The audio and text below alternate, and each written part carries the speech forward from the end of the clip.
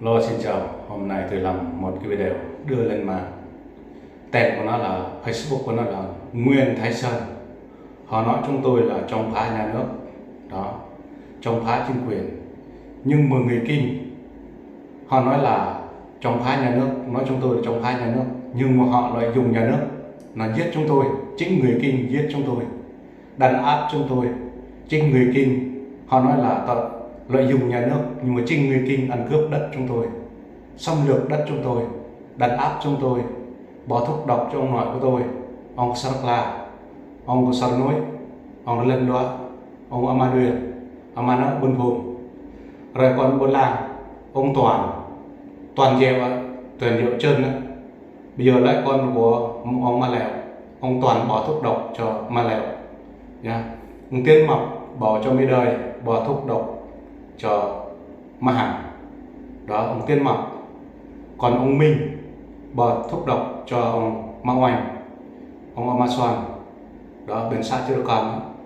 Bên El Sai cái lũ ăn cướp lợi dụng nhà nước, nhưng mà chính người Kinh, chính quyền để ăn cướp của chúng tôi là ông Lòng, ông Quyết cướp tiền nhà của tôi 600 triệu.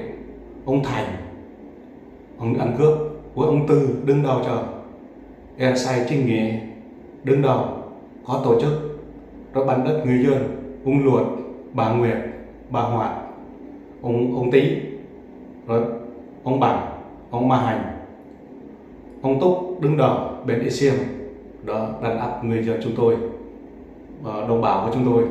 Họ lợi dụng nhà nước, nhưng mà chính người Kinh giết chúng tôi, bỏ thuốc độc chúng tôi. Chính người Kinh vào cướp đất đai chúng tôi và xâm lược xâm lăng của người dân chúng tôi. Chính người Kinh lợi dụng nhà nước, người Kinh miền Bắc sang đất nước chúng tôi, kích động tuyên truyền chống phá đất nước của chúng tôi, rừng núi, thu rừng, nhiều thứ khác.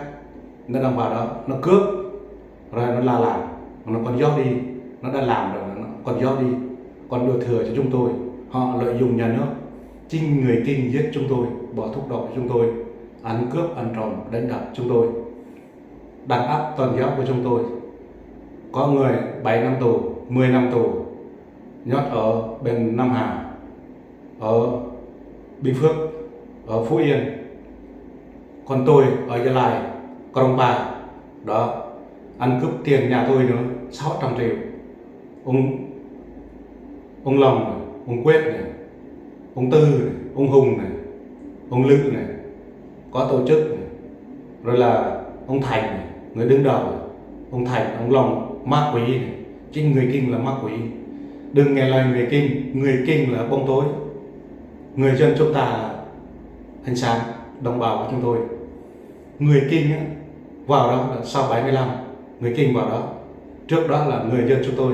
Ông nói là trong phá nhà nước, chúng tôi không có trong phá nhà nước ông mới bưng vào đó, ông đánh đập chúng tôi, đàn áp chúng tôi, người thường chúng tôi, ăn cướp đất, xâm lược của chúng tôi. Rồi ông còn chạy gió đi. Không, ngày nào tôi cũng đưa lên mạng cho thế giới biết và thế giới nghe, đó. Ngày nào tôi cũng lên, ngày nào tôi cũng nói lên cho người dân và cả thế giới này đều biết điều người Kinh đã làm cho chúng tôi.